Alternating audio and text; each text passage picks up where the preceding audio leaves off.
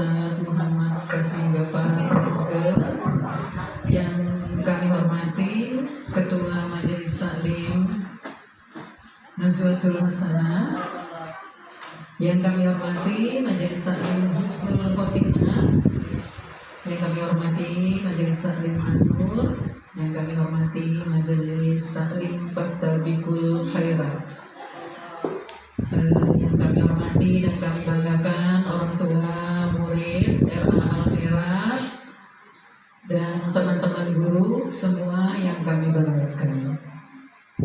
Alhamdulillah, bersyukur kita kepada Allah Subhanahu wa Ta'ala. Tak lupa juga kita sampaikan salam dan salawat kepada Nabi junjungan kita, Nabiullah Nabi Muhammad Sallallahu Alaihi Wasallam.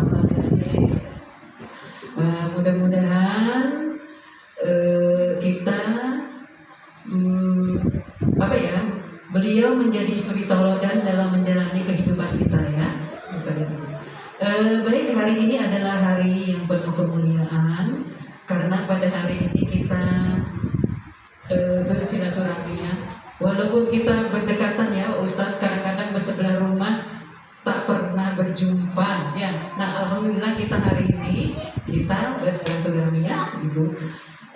Baik, mohon izin Ustaz karena kita mengundang majelis taklim di sekitaran RA Al-Khairat. Jadi kita istilahnya mau mempererat silaturahmi ya Ustaz. Ya, siap. Bapak dan Ibu yang berbahagia, pada hari ini mohon izin kami mau menyampaikan kegiatan pada bulan Ramadan ini di RA Al-Khairat. Insya Allah nanti kami Ustaz mungkin akan bersilaturahmi ke Musola Nurul Khairat Blueprint, kemudian Langgar At-Taqwa dan Masjid Jami'ah. Assalamualaikum warahmatullahi wabarakatuh.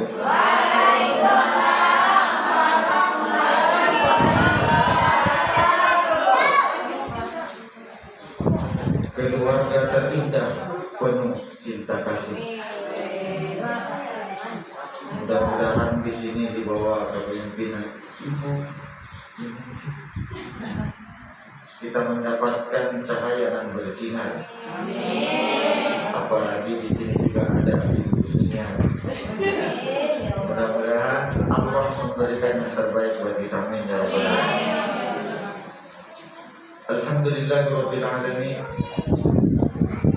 Alladzi anzala as-sakinata fi qulubil mu'minin liyasbatu ma'a imanihim. Allahumma shalli ala sayyidina Muhammadin wa ala alihi wa ashabihi ajma'in. Subhanaka la ilma lana illa ma 'allamtana innaka antal alimul hakim. Ibu khususnya adalah madrasah pertama bagi pendidikan. Orang tua yang baik adalah orang tua yang mampu tidak saja menelurkan, melahirkan, pun tidak saja mampu berkaca pada dirinya lalu memaksakan kehendaknya. Tapi orang tua yang sukses adalah orang tua yang mampu melihat seluruh tahapan perkembangan anaknya. Setidaknya ada 4 ungkapan yang perlu dicamkan bagi kita di dalam mencipta kondisikan namanya parenting. Pertama, ingatlah bahwa anak yang sering dimarahi itu akan tumbuh menjadi pendendam. Jadi anak yang sering dimarahi, anak-anak kecil itu sering dimarahi, sering ditegur, hati-hati, itu akan terpola dalam mindsetnya menjadi pendendam. Yang kedua, anak yang sering disakiti, entah itu melalui perban, entah itu melalui jeweran kuping, cubitan di pinggang atau di paha. Pokoknya anak yang suka disakiti, dia akan tumbuh menjadi penuh kebencian. Dapat benci setiap orang yang ada di sekelilingnya. Terus yang ketiga, anak yang sering dimanja, apapun diberikan, apapun kemauannya selalu dipenuhi, maka dia akan tumbuh menjadi pemalas. Dan yang keempat, anak yang diberikan, dibesarkan dengan kasih sayang, dia akan tumbuh dengan penuh tanggung jawab. Maksudnya yang diberikan kasih sayang, kalau saatnya di-reward. Jangan ada orang tua itu dikit-dikit suruh sana sini, belum selesai, belum kelar, suruh lagi. Ya kan? Belum selesai itu nggak ada juga balasannya. Enggak pernah dikasih apa-apa, giliran sama dimarahi aja. Ini biasanya terjadi di keluarga-keluarga tertentu yang disebabkan berbagai macam faktor. Ketika anak ibu pulang, ketika anak kita pulang, usia PAUD, TK misalnya, gak usah kita yang agresif periksa tulisan, cuma kita yang agresif. Karena ada ibu itu agresif banget, buka tasnya, begitu dapat telur lagi. Begitu dapat telur, ibunya bilang percuma kamu jajan 3 kali berapa, 3 kali sehari, goblok. Kalau kita bilang goblok, berapa kali ibu bilang goblok, itu tertanam dalam memori, aku memang anak goblok. 1, jangan pernah memarahi anak lalu menyebut kebun binatang. Kan sering itu ada ibu-ibu juga kebun binatang disebut, anaknya juga bingung, anaknya kayak gimana ya? Kijang itu kayak gimana? Begini kijang itu 4 bannya kan? Ya kan? Itu biasanya terjadi. Jangan sebut itu. Kalau terpaksa ibu harus menyebut kebun binatang, sebutlah binatang yang agresif, pola pikirnya lincah bergeraknya seperti kancil. Dasar si kancil, gak apa-apa. Jadi walaupun dia tiba-tiba ke sana kemari, jangan pinter. Tapi kalau nyebut binatang yang sudah haram dikonsumsi, haram dipelihara oleh kita, na'udzubillah, maka anaknya juga itu akan berpikir. Contoh lain, jangan menakut-nakuti anak ibu dengan mengatakan dasar setan. Barang siapa yang mengatakan kepada anaknya dasar setan, takutnya nanti anaknya bilang, saya kan setan, berarti mamanya setan. Jangan sampai seperti itu. Jadi ini kan Ramadan dimanfaatkan. Seharusnya kita pasangan dan suami, atau sebaliknya, seharusnya kita sahur bareng. Bukan karena dia mengatakan sebelum makan gantian. Kalau saya dulu saya pola di rumah saya sebelum pada kawin. Saya pola itu. Pagi giliran siapa baca doa, siang siapa baca doa, malam siapa baca doa. Kemudian sore sebelum maghrib giliran siapa cuci piring. Dijadwal juga. Gantian. Karena memang harus dipola. Al-adatu muhakkama. Kebiasaan itu akan menjadi aturan. Bukankah pepatah mengatakan Anda bisa karena biasa, kan begitu. Sebenarnya tidak ada, saya ini tidak wajar lah kalau menggarani laut. Mengajari ibu-ibu yang memang urusannya udah, ya nggak. Soal didik anak itu kan memang urusan ibu. Ya, cuma karena saya diundang ya sudah lah, sampaikan lah konsep-konsep gitu. Nanti kita share beberapa pengalaman kan gitu. Jadi harus seperti itu. Ada anak yang susah pak. Dikasih tahu lari ke barat, disuruh timur lari ke barat, disuruh ke utara ke selatan, disuruh lagu salawat lagu India. Membingungkan, jangan membingungkan. Mungkin pada saat melakukan silaturahmi awal kali, mau registrasi awal kali, tidak jelas. Kan ada doa dulu, ada doanya ajarin. Mungkin suami kita juga kurang komunikasi. Karena ada juga suami, sebagai suami itu berpikirnya begini, yang penting sandang pangan, papan, istri dan anak saya terpenuhi, persoalan aku mau keluar, mau kemana, urusan aku. Karena ada juga begitu. Ada juga seorang ibu berpikirnya begini, yang penting anak saya udah besar, saya sudah bisa ngajarin cuci piring dan sebagainya, aman. Kan ada tergantung rumangsanya, bilang orang Jawa, tergantung kebiasaan. Padahal pendidikan ini kata Nabi, utlubul ilma minal mahdi ilal lahdi. Ilmu itu, patokan itu, pelajaran itu mulai dari ayunan sampai masuk liang lahat. Selama hayat masih di kandung badan, berarti kita masih berkewajiban menuntut ilmu. Termasuk di dalamnya program saling asah, asi dan asuh. Persoalan pertama yang menjadi orang tua adalah begini. Biasanya kalau anak kita beri saran, anak kita punya masukan, anak kita bercerita tentang sesuatu, biasanya kita jarang mau mendengarkan, atau paling banter bilang, anak-anakku aja mau ngajari aku, kamu bisa apa? Nah, ini juga jadi persoalan. Dan tantangan terbesar hari ini juga adalah Misalnya gini, kita orang tua bercerita tentang kebiasaan kita di masa lampau. Ketika ada sesuatu dilakukan oleh anak kita atau apapun perbandingan kehidupan, pola hidup dan sebagainya, kita ceritain tuh pengalaman kita sebelumnya. Apa kata mereka? Itu kan dulu. Saya ingin menyampaikan bahwa ada dua faktor yang mempengaruhi pendidikan seseorang, yang mempengaruhi pola pikir seseorang, yang mempengaruhi perkembangan anak, baik itu anak didik maupun bukan. Apa itu? Pertama, anasirul iktisadiyah. Yang kedua, anasirul i'tiqadiyah. Atau bahasa kerennya adalah faktor ekonomi. Pertama itu faktor ekonomi. Rumah tangga yang broken home biasanya diawali oleh kepas-pasan ekonomi. Itu biasanya. Pemicu kedua biasanya ekonominya pas-pasan tapi keinginannya dahsyat. Nah, prinsip hidup itu begini, hiduplah apa adanya, jangan ada apanya. Dan kadang kita ini boleh, coba lihat bulan Ramadan tuh, harusnya ini kan bulan puasa, bulan ngirit, malah belanja 3 kali lipat, betul gak? Ya. Aduh, malah itu hebat. Harusnya kan setiap bulan kita belanjanya misalnya tadinya habisnya itu 2 juta misalnya, khusus urusan dapur 2 juta. Begitu Ramadan jadi 6 juta. Hebat juga. Kenapa? Berarti kita belum lulus dalam ujian puasa. Puasa itu bukan tidak makan dan tidak minum saja, Bu.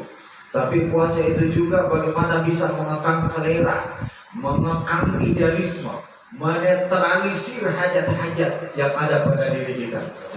Jadi gini, apa yang terjadi di kita itu belum tentu harus ditransfer ke anak. Itu satu. Tapi boleh jadi apa yang anak pikirkan itu justru model dan pola baru buat kita. Entah bagaimana caranya. Dunia anak sekarang kan lebih hebat daripada kita soal menggunakan ini. Misalnya ada ibu-ibu itu selalu dibohong. Anaknya sudah chatting, sudah apa, dia bilang ngapain kamu nak? Biasa kok, ini lagi Zoom. Kalau anaknya Zoom ikut loh, sekali-sekali jadi latar, sekali-sekali jadi background. Lihat dulu Zoom sama siapa, ya kan? Hati-hati. Kadang-kadang ibu-ibu yang punya anak gadis itu kalau temannya di sana Zoom VC laki-laki, oh kita kan langsung siapa lagi itu? Kita sekarang bukan laki-laki aja yang teman anak perempuan kita perlu khawatir, sama-sama perempuan juga mengkhawatirkan. Sekarang kan ada namanya LGBT. LGBT itu singkatannya laki enggak betina tak. Tidak jelas juga ini penyakit baru nih. Kalau dulu kan anak perempuan kita terus ada temannya 4-5 perempuan sama-sama tidur, aman kita tenang hati. Sekarang berbahaya justru banyak main koyok. Nah, hati-hati. Itu ya LGBT laki enggak betina tak. Kalau bahasa alamnya LGBT itu longsor, banjir, ya kan? Apalagi gempa, tsunami. Itu banyak dampaknya itu. Itu dampaknya. Jadi harus hati-hati dengan anak kita sekarang. Terbuka. Ibu itu jangan ngoreksi terkait kepribadian anak, tapi tuntunlah dia untuk terbuka. Pertama dalam tubuh anak itu yang timbul adalah satu, kok saya dapat dikasih orang lain itu bebas saja, ya kan? Salah satu itu. Yang kedua mungkin dia malu sama temennya kalau dimarahi. Kalau ada hal-hal yang kita ingin paksakan ke anak, ibu tidak mampu, jangan ditekan pakai nafsu, jangan ditekan pakai emosi, jangan ditekan pakai intimidasi. Lakukan penekanan ibadah, serahkan kepada Tuhan. Itu dia, Bu. Bagaimana supaya anak kita nurut? Mudah-mudahan kita kasih tipsnya. Saya udah coba hampir 8 tahun, bahkan ke anak orang. Ibu kalau anaknya tidur, ada anak yang susah diatur, atau ada anak-anak yang laki-laki ganteng tapi modelnya kayak perempuan. Wa ufawwidu amri ila Allah. Aku pasrahkan urusan kepada Tuhan. Biar Tuhan yang ngatur. Caranya gimana? Bangun ibu sholat hajat, bangun ibu tengah malam, ngaji seberapa mampu, zikir seberapa mampu yang menjadi kebiasaan. Setelah itu Bu, lihat ketika anak ibu tidur, Lihat tarikan napasnya, kan pelan tuh kalau orang tidur. Tarikan napasnya. Begitu dia tarik, ibu bacakan inna anzalnahu fi lailatul qadri sampai ayat apa 6 ayat terakhir. Tarik napas, dicobain sampai 3 kali.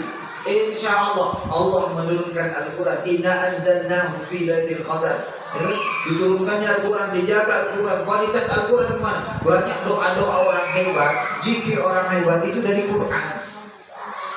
Untuk merubahnya, biarlah Allah yang merubah, jangan ibu yang merubah.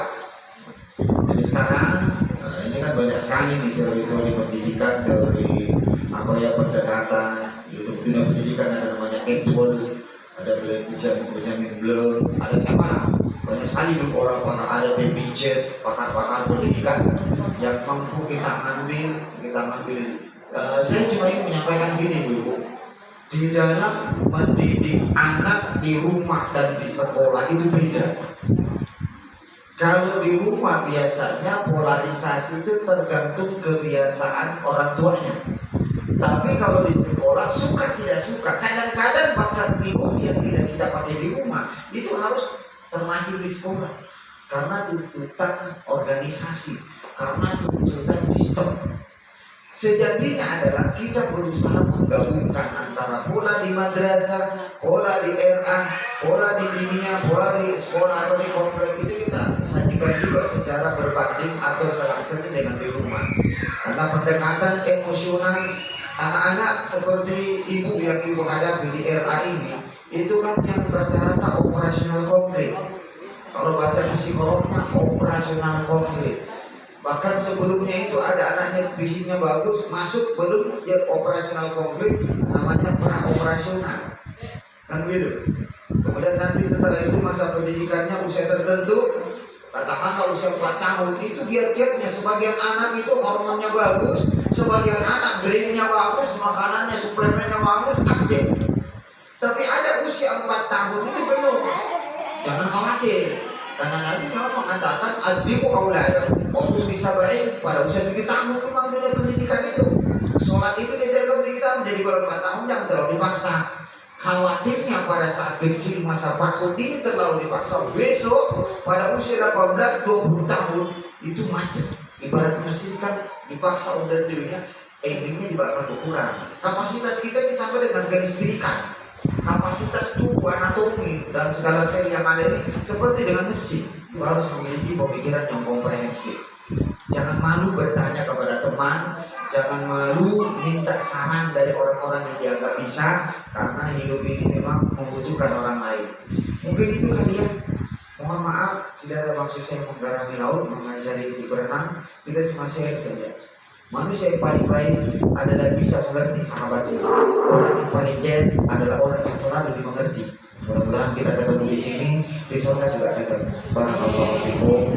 Saya kira demikian. Terima kasih. Assalamualaikum warahmatullahi wabarakatuh. Bismillahirrahmanirrahim. Alhamdulillahirabbil alamin wal 'aqibatu lil muttaqin. Wa la 'udwana illa 'alal zalimin.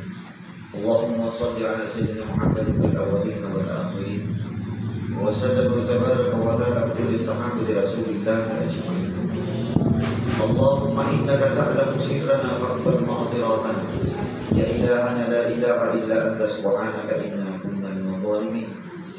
Allahumma ya hayyu ya qayyum ya dayyan ya mannan ya fa'alu lima turid. Allahumma barik fi haflatina hadhihi. Allahumma barik fi majmu'atina.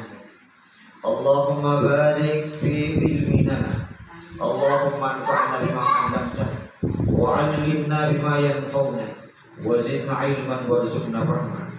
Allahumma ya Allah ya Rahman ya Aziz ya Jabbar ya Qadir hajat ya 'aliman bi ummi khafayatil umur. Nawwir qulubana bil Islam, nawwir qulubana bil Qur'anil 'azim. Nawwir qulubana bil ikhtisas ala tadbir silaturrahim bainana.